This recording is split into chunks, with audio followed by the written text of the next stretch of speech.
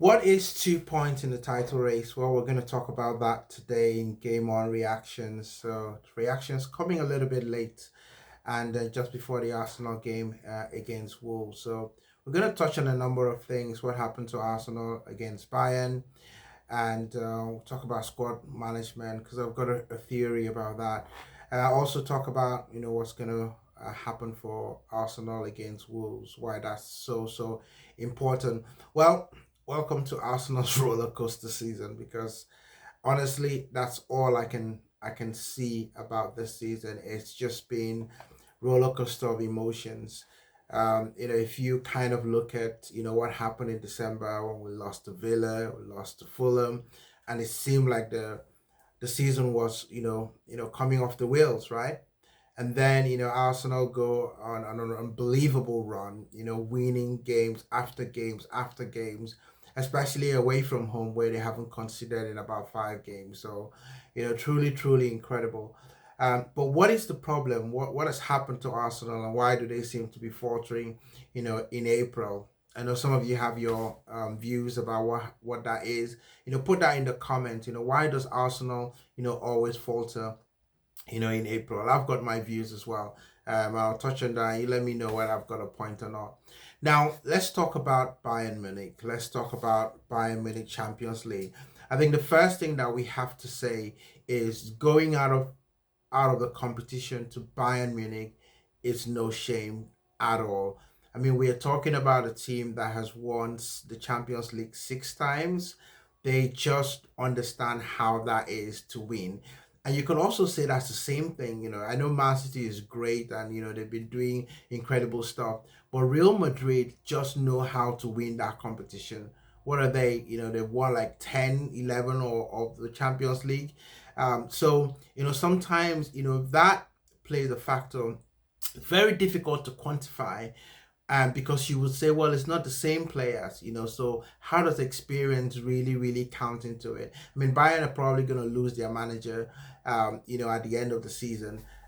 But manager after manager after Real Madrid, they go into this competition and they just know how to win. Man City were the better team. They were absolutely bashing them. They should have won that game, but they didn't. So there is something to be said about being in the competition, year after year, understanding what that means, and it's as much as what's happening on the pitch as what is happening outside the pitch. What do you do for travel? Hotels. How do you manage yourselves? All these small things add to performance at the top level. Every single advantage helps. Whether you can get into your hotel, the players can get their rest, you can get to training, how far it is from your training to the stadium. All of those things we never know, but I think they all play a part. And when you haven't been doing it regularly, I think that they do count a little bit as to not performing well. See, Arsenal lost that time in the first leg, gave away 2 silly goals. And I think Bayern came to Arsenal with a healthy amount of respect. The manager said it, I don't think Bayern plays, the way that they played if they didn't have any respect for Arsenal. And Bayern has been, awful this season domestically, but it's the Champions League, so they have to do that. Listen, I may have some gripes about some of the substitutions the manager made in the game, but I do accept that the Champions League was a competition that we were not just gonna win. I think that we had a good chance to go all the way to the semi-finals, but not being in the competition for about 14 years, you can't just show up and then just win it. I think it's hard. Ask Man City how many cracks they took at it with Guardiola before they finally did it, and they are the best team in this whole decade, or you could even say a country mile. So I mean that was that. So it's tough. It's tough. It's tough to win the Champions League. But enough of that. Let's talk about the Premier League, because I think that's where Arsenal has still got a chance, and it really depends on how they hold their nerve. Um, I mean, history is useful, to look at a number of things. It's not always the decider, but sometimes you can look at trends, you can look at patterns. And there's a lot of talk. You just need to watch, whether it's the media and some of the other guys who've been talking about Arsenal's performance in April. The manager even said that you get into that month, and that's when things are won or lost, and so the margins are fine. And the margins are absolutely fine when it comes to April, because you're 2 months to the end of the Premier League. So you don't have the run of games to make up. You have to be perfect. And are this Arsenal team prepared for that? Competing against Manchester City, I don't know. I look at the last, couple of seasons, and I was having this debate, about what Arsenal, do in the last 10 games. And, I think 2 seasons ago when we are going for the Champions League, we won 5 games and lost 5 games.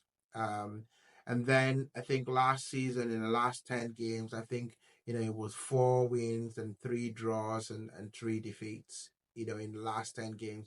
That, doesn't help you. If you compare that to Man City, they win at least 7 8 games of that last 10 to the end of the season. And last season, they only lost when the title was already done. They knew they were going to win the title, and that was it. And there's something about that last 10 games. You can call it pressure, you can call it bottling. I think for me there's something a little bit more, and I think it's about squad management. I think it's also about the just thinking about how Arsenal players have played this season. And you know I have this debate all the time, and people say we're only 2 subs away from quality, right? If you take an Arsenal player off, there's really nobody to come into the team. And I have some trouble really believing that, because I look at last season, I look at the 10 players that played the most for Arsenal, and you probably see that being showed now. And if you look at that, and then you look at the 10 players that have played the most for Arsenal so far, it's probably only about 1 or 2 players that are not playing right now. Xhaka has gone off, to Bayern Leverkusen, and shout out to Xhaka, winning the German league there. What an incredible performance, and doing that unbeaten as well. Absolutely amazing. And then Partey, who hasn't, really seen game time. Other than that, it's largely the same players that Arsenal used last season. But let's put this in context. In the summer, Arsenal bought players, right? You've got Timber that came in.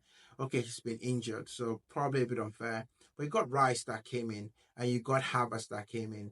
And if you notice, those players feature in the 10 players that played the most for Arsenal.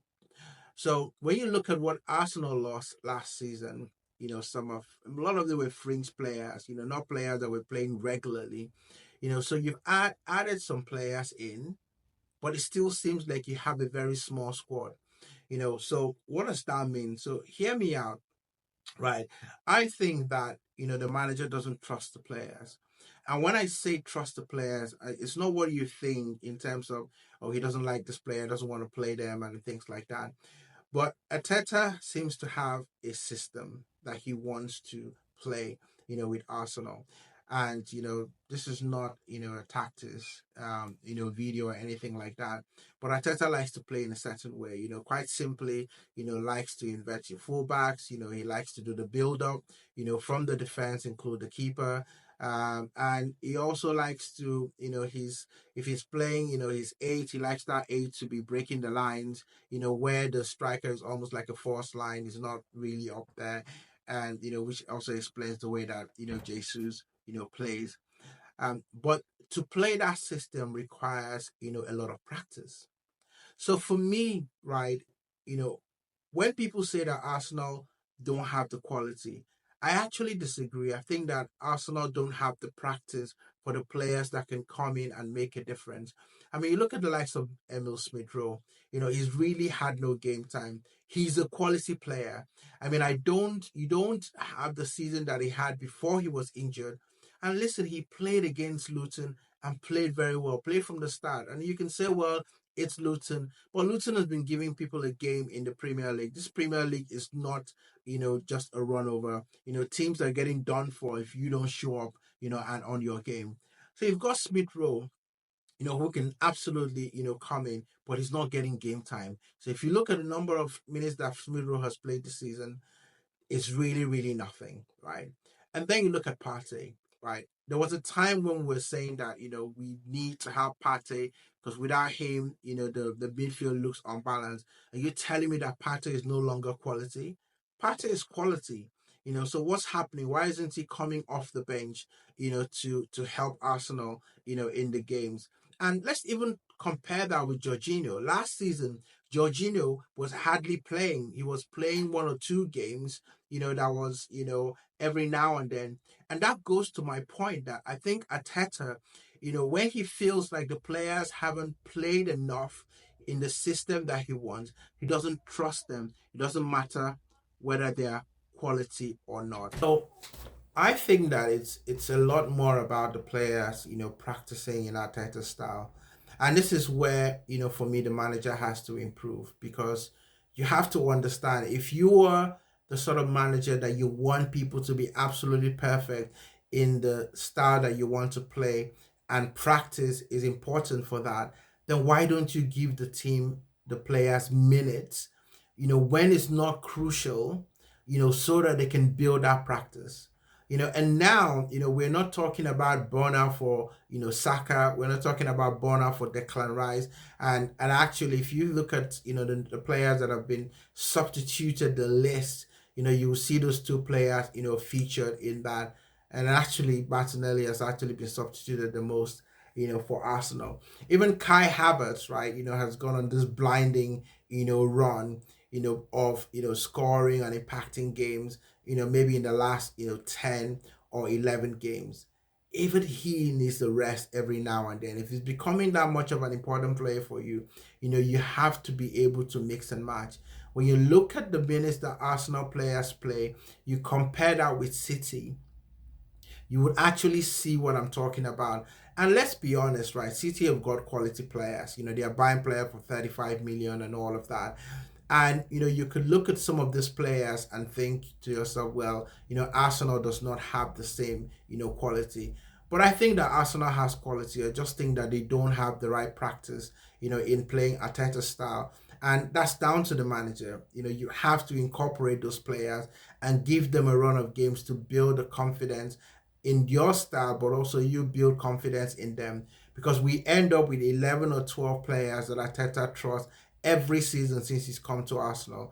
And sometimes he will play, 70, 80 minutes and will be unwilling to make a change. And you're thinking to yourself, well, you've got players that can have come on, have impacted games.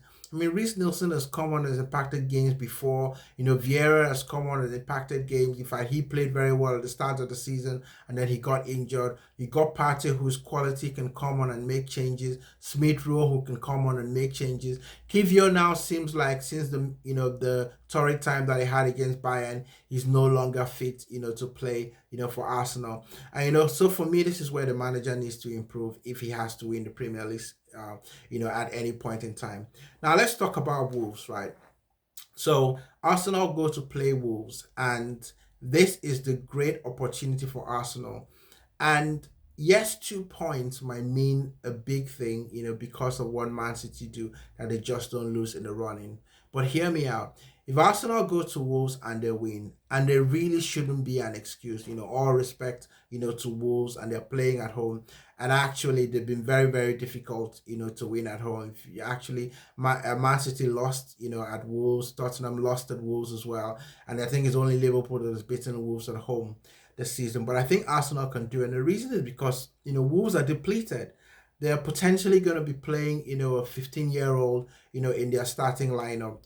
There's no Cunha, there's no, Pedro Neto. There are lots of players that are not going to be able to put on the shirt for Wolves. So Arsenal have got a complete, almost fully fit squad. And this is where Arteta has got to be brave. I wouldn't want to see, the likes of, Jorginho still playing. You need him to take a rest here and there. Please play Partey. Partey is a good player. He can come in, he can do the business as well. You don't need to play Havertz, rest Havertz, You can play Nketiah, you can play Jesus. The important thing is having the likes of Martinelli and Saka. And for me, Saka, should be coming off, games. He really should be coming off. You can really see that at some point he's run himself to the ground, when the teams are really targeting him. And you just need to give the guy a break, right? He's going to get injured and then you don't have him. And then what do you do? So people say, well, you can't rest Saka, but listen, I'd rather have 100% fit Saka than one that is 40% and goes into injury. So Arsenal's got a real chance here, to go to Wolves. And listen, you win that game 2-0, 3-0, 1-0, whatever it really doesn't matter. You just need to remember your defensive basics and not give away silly goals, right? I watched that game against Aston Villa again, and I was a little bit harsh initially and emotional, and that's typical. For an Arsenal fan, you watch the game and you're thinking, how can we lose? When there was an opportunity to get right to the top and put, keep Man City at bay, and but also give distance between us and Liverpool. And Arsenal lost that game. And in the first half, tactics you could say potentially worked. We just weren't clinical in front of goal. And then in the second half, it was all about Leon Bailey. Leon Bailey was just incredible, in that game. And, he targeted a side, of Arsenal that has become a bit of a sore point for us. And Villa took all 3 points. And listen, defeats can happen. You've lost one game, since 2024. That should not derail your season. I think Arsenal should get the win, against Wolves, no questions asked. And if you just do that, and think about it, you play Chelsea on Tuesday. Chelsea is just playing Man City now in the FA Cup. That's going to be a tough game, emotionally and physically as well, because we know Man City would bring their best against Chelsea, and Chelsea want to bring their best. Now you have an opportunity to play Chelsea on Tuesday, who will not necessarily be at their best, and you'll be playing them at home. So for me, I think that's advantage Arsenal if they can manage this next two games. You do that, and then here's what happens. You're now 4 points ahead of Man City, and you put pressure on them. And you just never know. What did they say? Pressure cracks pipes.